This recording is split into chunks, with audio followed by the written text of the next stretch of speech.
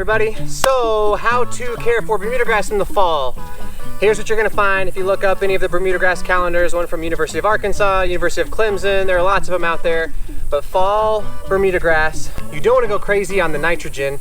About half a pound, 4 to 6 weeks before your average first frost date is what they're recommending. So I've got the Pro Pete here. This one's a 13.58.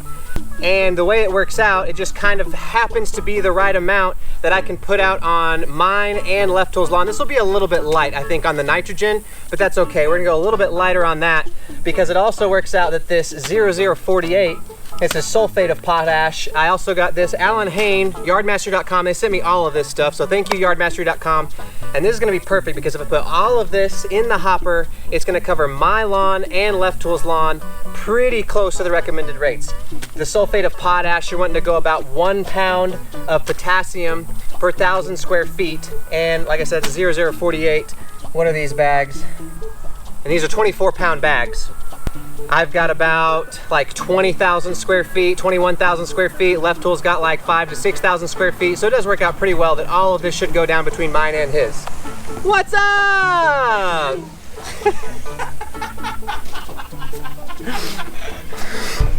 What are you doing? Gotta come out here and feel this nice grass. Look at that, help shows up just in time. Oh, what was that? To help me mix this stuff. Pour it in there at the same time to make sure I'm getting an even amount of both of them. Ooh, take a whiff of that. Does that smell like home? It does. What we got here?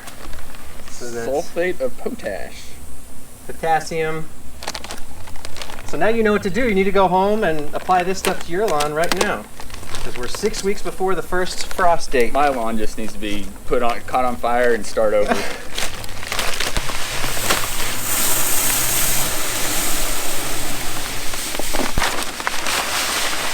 Look at that. Friends don't let friends furt alone. Never. You don't do your sister's yard? No. Well, good morning. My buddy ended up hanging out a little bit after he showed up yesterday afternoon, and then I had to leave. Went down to Alma and hung out with John Ware, Scott Price, Budget Lawns. A lot of fun. Thanks again, Scott, for having us over. So I didn't get my stuff spread, so I'm going to spread that now. I think I kind of covered everything as far as the reasoning behind spreading this. This is fall lawn care for Bermuda grass. I'm going to spread this on my lawn and on Left Tool's lawn.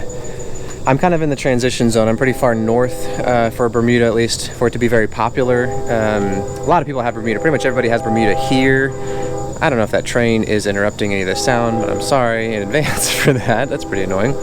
But you know, much farther north, like up in St. Louis, almost not very many people there have Bermuda grass. So anyway, just in the transition zone, I'm kind of earlier on the fall end, and so you guys can adjust your timing for this sort of thing a little bit easier, because in the spring I'm always behind everybody else because it takes longer for me to warm up, and all you people way farther south are doing this stuff before I even get to it. So anyway, fall I have an advantage because I'm actually doing this before the rest of you guys.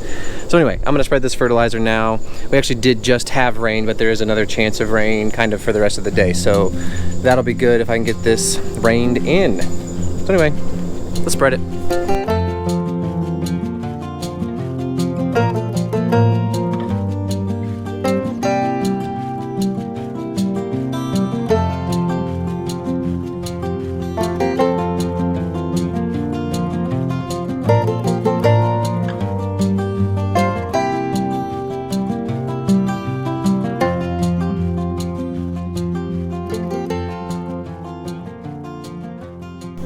Okay, so fall lawn care, I guess specifically for Bermuda grass. What to do in the fall for Bermuda.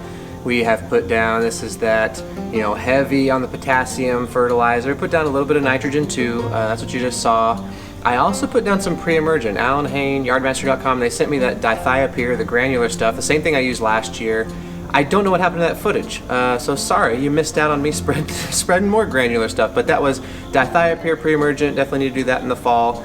And those are kind of the main things for fall, I guess, as far as fertilizer, then the pre-emergent to prevent the winter weeds. But there is one more thing I did want to show you. I'm gonna put down some anti-fungal stuff, some disease treatment. I have seen a few dollar spots in my lawn, but mostly the reason that I wanna put down the anti-disease, antifungal stuff in the fall is to prevent spring dead spot. So spring dead spot happens when there's a disease in the fall time and you just don't see it all winter long because the Bermuda grass goes dormant. But when everything greens up in the spring, then they have these spots, these like dead, you know, they're like, well, at least mine have been like a foot in diameter. And I had one in my front yard. I haven't had it terrible. Budget Lawns, if you go watch his video from the spring, he had spring dead spot pretty bad actually. But I only had one spot in my front yard, I had one spot in my side yard, or I think two on one side and one on the other side. So it wasn't horrible, and they filled in. Some people even, you know, cut those out and like put other patches in, or they'll put plugs in. Okay, that cricket is driving me crazy. I'm going to find it and kill it. I don't know if it's a cricket or a frog, but it is driving me nuts because when I go over there to try to find it to scare it away or kill it, it goes silent. So anyway, hopefully that's not too annoying to you guys. It's really making me angry. Where was I? Antifungal stuff, preventing spring dead spot. Need to do this in the fall to take care of your grass for springtime. It's dark. It's kind of crazy. You know how fast the days have gotten shorter, because I used to come out here and apply stuff. Even in the last part when I was applying that stuff in the morning, you could still at least see me. It's like really dark, so I don't even know if you're gonna be able to see me. Wearing my bright yellow Toro shirt just so maybe you can catch some glimpses of me going by as I'm spraying this on the front yard. I don't even know if I'm gonna be able to see where I'm spraying this. I'm gonna turn on the porch lights, I guess, and oh, you little. Anyway, I'm just gonna get to spray in my myclobutanil, and I'm not gonna spray it on the backyard. I'll show you, that's a little preview for you. I'm not gonna spray it back there. It might work out just fine, and it might actually be helpful to spray back there. I just don't know, so I'm not going to. Again, I'll show you, you'll see.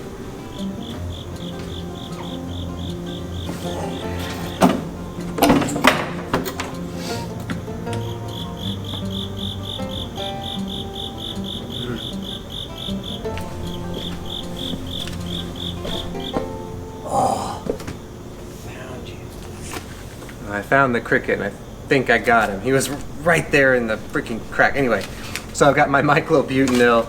I was going to tell you, I will put the links for the Yard Mastery stuff in the description below. I'm also going to put some helpful links in there for fall lawn care. So the Bermuda grass calendar from the University of Arkansas is the one I like to follow. University of Arkansas is obviously very close to me, so that's the one that I like to use. But in the University of Arkansas Bermuda grass calendar, they have a link to their specifically Bermuda grass spring dead spot guide, which is really cool. So they just kind of go through what the cricket. I thought I stepped on him, but he's crawling out here on the concrete right now. This is some kind of like mutant cricket or something. Get out of here. Go. Get on. Get out. He's after me, man. And so I did want to read like this one little section here, a couple sentences from this guide that were particularly, you know, pertinent to what we're doing here right now. So, fungicides which contain fenarimol, propaconazole, azoxystrobin, thiophanate methyl, I don't know, or myclobutanil, right here, are labeled for disease control. However, control by these materials is often incomplete and inconsistent. Research in the Carolinas found fenarimol to be the most effective of these products. So again, I'm gonna just do this. I did see some dollar spot, and so I want to prevent any of that happening here in the fall for the rest of the, I guess, season before it goes dormant. But then also, if there is any amount of spring dead spot help, that will be great. But it does say that it's inconsistent and incomplete. So heads up on that. If you're really, really trying to prevent the spring dead spot, it says you need to use fenarimol. I don't have any of that, and I don't want to wait to order any of that. I'm also not that worried about spring dead spot. I had some, like I said, a little bit, but I didn't have anything crazy. So hopefully I get lucky again, I guess. So like I said, no clue if you can see what I'm doing or not, but I did find this is the myclobutanil label, and it does have spring dead spot on here. It says 2.4 ounces per 1,000 square feet. And it says to do one application in the fall before turf, 1 to 2 applications in the fall before turf dormancy, and then a second application 1 month later. So I might do one now and then do one in a month. We probably will be pretty darn close to dormancy in a month, and so I think that'll probably work out pretty well actually. So good timing on that.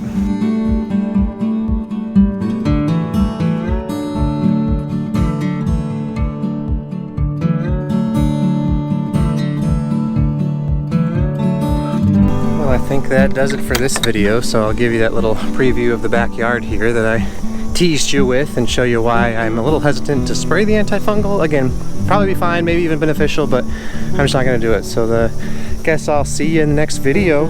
You all have a good one.